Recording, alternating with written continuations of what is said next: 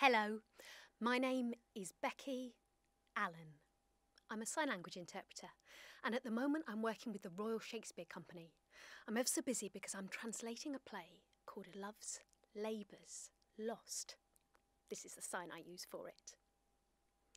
On Thursday the 19th of March, the Royal Shakespeare Company are going to be broadcasting Love's Labour's Lost to schools all around the UK, which includes you. You're going to be watching the play.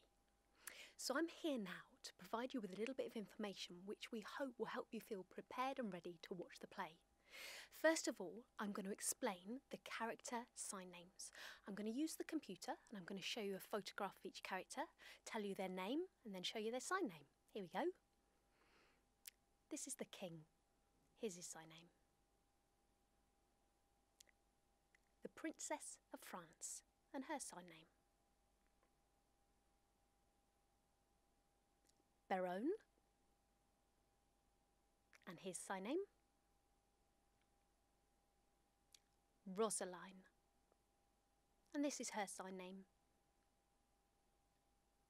Longueville and his sign name.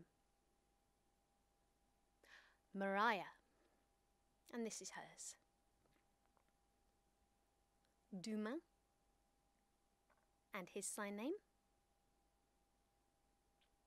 Catherine and her sign name. Don Diamado and his sign name. Jaquanetta and here's hers. Costard, this is his sign name. Nathaniel and his sign name. Holofernes and his sign name. Dull and here's his. Moth, this is his sign name. Boyet and his sign name. So next I'm going to explain a brief synopsis of the play.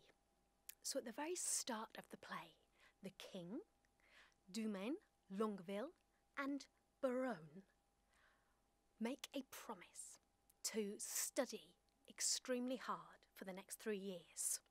And they also promise not to go out to eat, not to lounge about, and not to have anything to do with women.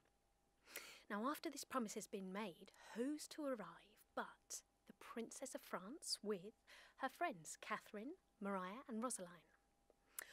Also, around that time, there's a visitor from Spain, Don Diamado. Don Diamado meets and falls in love with Jaquanetta. He decides to write her a love letter,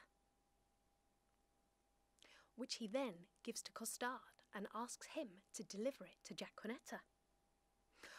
At the same time, Baron has fallen head over heels with Rosaline, and he similarly decides to write her a love letter, gives it to Costard and asks him to deliver it to Rosaline.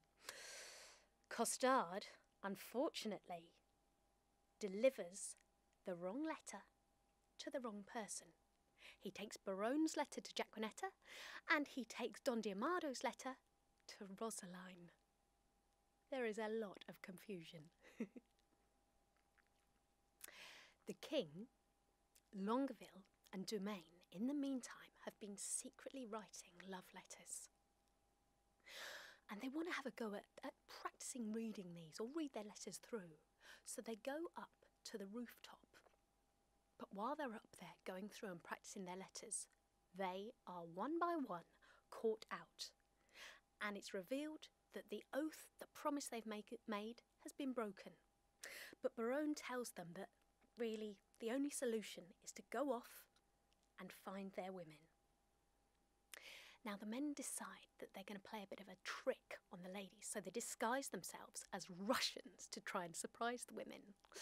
But the thing is, the women already know about this plan, and so they decide that they're going to trick the men, because earlier on they've been given some gifts, some earrings, some necklaces and so on, and they swap these over so that when the men arrive and look for the woman that they love, there is a lot of confusion. They're not sure who is who, and they declare their love to the wrong woman. Again, there's a lot of confusion. Then what happens is the king, his friends, and the women and her friends watch a short performance called The Nine Worthies, which is performed by Don Diamado, Jack Cornetto, Costard, and some of the other servants. The king and his friends and the princess and her friends are watching and enjoying the play when there's an interruption. There's bad news. A man arrives from France and informs the princess her father has died. The king and his men swear to the women that they will remain faithful, that their love will continue. But the women are not sure about this. They want some proof. So they say, you need to wait a year and a day to see if that holds. The women go off to France and the men go off to an uncertain future. Now finally, I'd like to talk about two characters, Holofernes and Nathaniel, because both of those characters love language, they love academic words, and throughout the play they occasionally use words or speak words in Latin. Now I was thinking about this and I thought that when hearing students watch the play, although they might not understand the meaning behind the Latin words, they'll know that those words sound different, that there's something unusual about them from the other English words. So I want to make sure that you as deaf students, when you're watching the translation of the play, that you also can notice when those Latin words are being spoken. So I had a chat with students from Eastbury School, sort of asking them, how do you think we could show the Latin within the BSL translation of the script?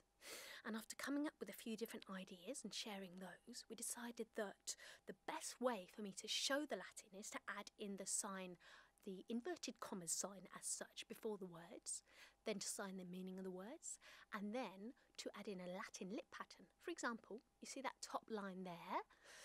That is in Latin. Sir Nathaniel, Hode, H-A-U-D, Credo, which means, Sir Nathaniel, I don't believe it.